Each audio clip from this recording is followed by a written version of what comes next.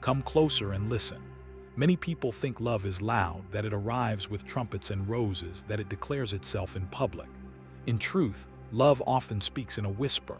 It hides in pauses, in a softened gaze, in choices so small that only a careful heart can see them. Psychology hints at it, and experience confirms it. The body reveals what the tongue is afraid to say. You may already live in someone's heart without ever hearing the words. Today, I will show you 9 quiet signs that you have captured someone's heart. Pay attention, not with suspicion, but with patience and kindness. The signs are subtle, yet they are there. 1. Their eyes tell the story, their lips won't speak. You can learn more from a person's eyes in 5 quiet seconds than from 100 careful sentences. Not the loud stare that tries to impress a room, but the glance that lingers when it thinks no one is looking. I have watched it at bus stops and dinner tables, in meeting rooms and church halls. Someone arrives, and another person's gaze softens as if a weight has lifted. You speak, and their attention settles on you like a hand on a shoulder. You catch them looking and they retreat, then return a heartbeat later as if pulled by a tide they cannot control. They do not think they are saying anything, yet the eyes keep whispering the same confession. You matter. Psychology gives names to what the heart already knows. Pupils widen slightly when we look at someone we like. Microexpressions flicker across the face before the mind can edit them. Our gaze lasts a little longer, and our eyelids relax in a tiny sign of trust. None of this is theatrical. It is the body telling the truth while the tongue stays cautious. The Stoic does not rush to conclusions, but neither does the Stoic ignore consistent evidence. If a person's eyes brighten when you step into a room, if they keep finding you in a crowd, if their expression shifts from guarded to open the moment you meet, there is meaning there. Not a promise yet, but a pattern. I once knew 2 people who swore they were only friends. They sat apart in our study circle and spoke like colleagues. Yet when one shared a small victory, the other's eyes lit up with a pride that felt personal. When one described a hard week, the other's gaze dimmed as though the burden had fallen on both shoulders. Their words were cool, their looks were warm. Months later, they admitted what their eyes had been telling from the start. Care often arrives quietly, then gathers courage. Here is the part many miss. A steady gaze is not the same as a possessive stare. Real affection is patient. It does not scan the room to keep score. It rests on you and listens. It returns after being noticed with a shy smile, not with pressure. If the eyes that find you also give you space, that is respect. If they harden when you speak to others, that is control. Learn the difference and you will spare yourself needless hurt. So let your attention turn from fantasies to facts you can observe. Do they look for you first when something funny happens, hopping to share the moment? In conversation, do their eyes stay with you instead of darting to the door or the phone? When you are quiet, do they keep their gaze gentle rather than impatient? These are small signals, but small signals repeated become a message. A wise heart notices without demanding.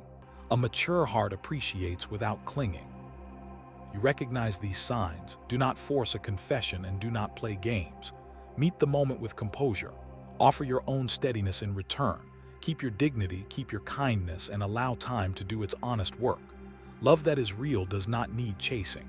It shows up again and again in the same simple ways. A softening look, a longer pause, eyes that say what the tongue is not ready to risk.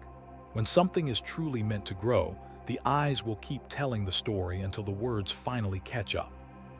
2. They remember the little things you forgot you said. Affection rarely announces itself with trumpets. It leaves breadcrumbs.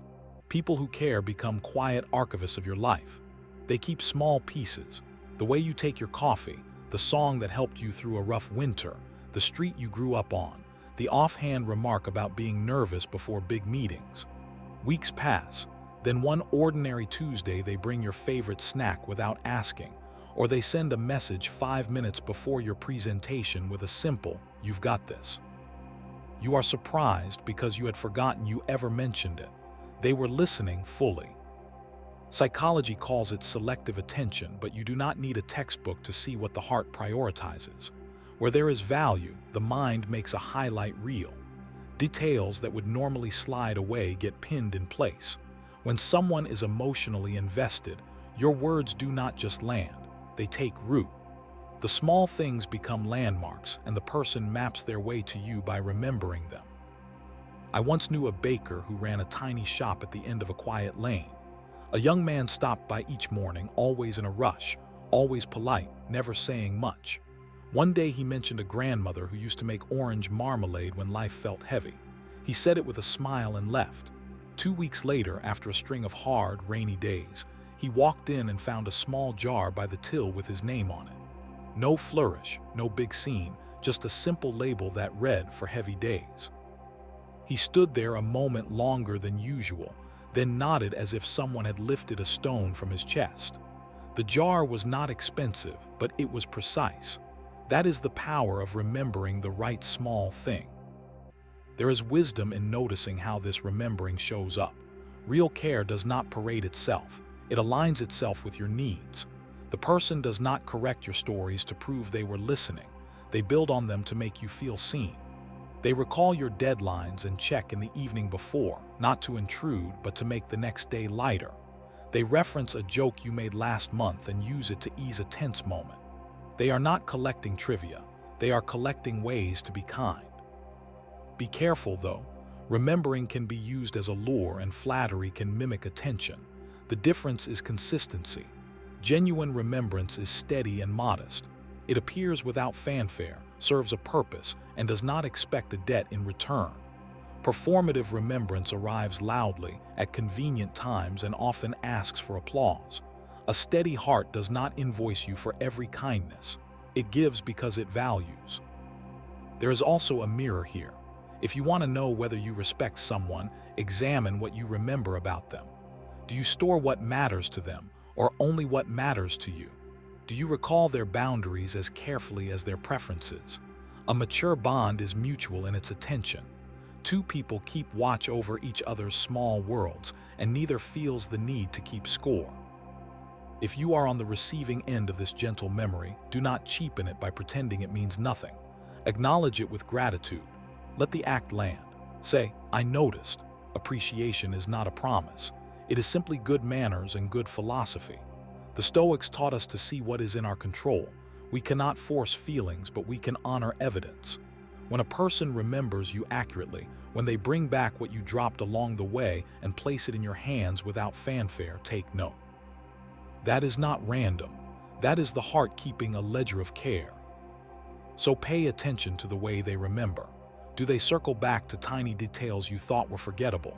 Do they anticipate small needs before you voice them?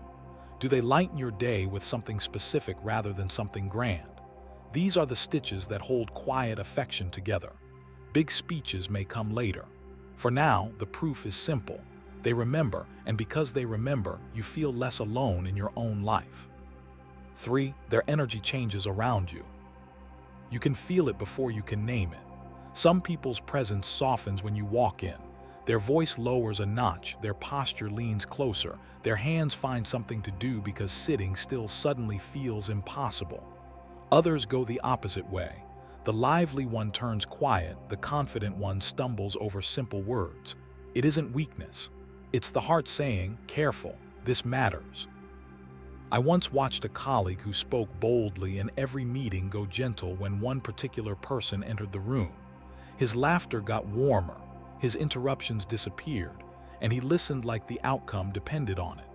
Psychology would call it heightened arousal changing body language. The rest of us simply recognize the truth. Affection shifts the atmosphere. If you're unsure, look for small, repeated cues. Do they lean in without noticing? Do they mirror your pace and tone? Do their jokes fade into attentive silence when you speak? Energy tells on us long before words do. A Stoic notices the pattern, reads it calmly, and lets time confirm what the body is already hinting at. 4. They make time for you, without trying to. Patterns tell the truth. People always create space for what matters. When someone's heart leans toward you, their calendar quietly follows. They answer quickly, linger after conversations, happen to be where you are, or volunteer help before you ask. It rarely feels strategic. It feels natural, like water finding its level. Psychology would call it priority allocation. The rest of us just see care becoming a habit. If a person keeps rearranging their day to include you, treat that consistency as the message. Affection doesn't need grand declarations. It shows up again and again on time. 5. Their silence says what words cannot. Not all love speaks in flawless sentences. Sometimes it arrives as unfinished thoughts, a soft laugh that covers nerves, or a pause that lasts a breath too long. That hesitation isn't emptiness, it's protection. The fear of getting it wrong presses the heart's brakes, so the confession comes in smaller signals. The look that lingers, the answer chosen with care, the quiet that feels full rather than distant. Listen beneath the noise. When someone grows gentle at the edge of their words, they are telling you something real. This matters to me, and I'm trying not to break it. 6. They mirror you without trying. Connection has a rhythm, and the body often finds it first. You lean in, they follow. You cross your legs, a minute later, so do they. Your voice slows, and theirs settles into the same pace. It isn't imitation for show, it's the nervous system syncing with what it values. Psychologists call it mirroring, but you'll feel it as ease. Conversations flow, jokes land, even your small gestures. How you rest your hands, the way you nod, start to echo back. That echo is the quiet message. I feel safe with you. I want to move in step with your world. When you notice this pattern returning again and again, take it as proof of closeness forming. Steady, natural, unforced. 7. They defend you, even when you're not there. Affection proves itself most clearly in your absence. When someone cares, they become a gentle shield. They soften criticism, correct unfairness, and refuse to let careless words define you. There's no grand speech, just small, consistent interventions that protect your dignity. Psychology names it protective attachment. Wisdom recognizes loyalty. Watch for the person who changes the subject when the talk turns sour, who adds the missing context others ignore, who refuses to laugh at the cheap joke made at your expense. That isn't performance. That's devotion showing up in practical form. When someone guards your name as if you were present, you already have a place in their heart. 8. They value your opinion above others. When trust takes root, a person starts checking their compass against yours. They ask what you think of their choices, not because they cannot decide, but because your perspective carries weight. It shows up in small ways. Does this suit look right? Would you read this before I send it? Be honest, does this feel like me? Psychology calls it emotional validation. In plain terms, your words shape how they see themselves. Notice the pattern. They do not chase every voice in the room, they circle back to yours. They adjust plans after hearing you out. They hold off on a decision until you weigh in. That is not vanity or dependence. That is investment. You have become a steady mirror, and they trust what they see in it. 9. Their happiness is tied to yours. The surest sign of love is shared feeling. Their mood lifts when you laugh, and even on hard days they try to lighten your load so you can breathe again. They cannot solve everything, yet they show up with what they can offer. A ride, a meal, a quiet presence that steadies the room. This is emotional empathy in practice. Your joy feels like a wind they want to protect. Your pain feels like whether they will stand in with you. Watch how they respond to your small victories and setbacks. Do they celebrate without envy and console without turning the moment toward themselves? Do they keep showing up even when there is nothing to gain? When someone's heart beats in time with yours like that, it is more than attraction. It is care becoming character, and character is what lasts. Psychology explains that when we love deeply, our emotions synchronize. Your joy becomes their joy. Your sadness becomes theirs too. When someone feels what you feel without words exchanged, it's no longer attraction, it's a connection at the soul's level. Love rarely shouts. It lives in glances, in remembered details, in small rearrangements of time, in loyal defenses, in careful counsel, in shared weather of the heart. If you have seen these signs around you, perhaps you have already stolen a heart without knowing. And if you find these signs in yourself, perhaps your own heart has already chosen. Walk wisely, notice without grasping, receive without entitlement, Speak the truth when needed and keep the peace when silence is kinder. The language of the heart is subtle, yet once you learn its grammar, you will hear it everywhere.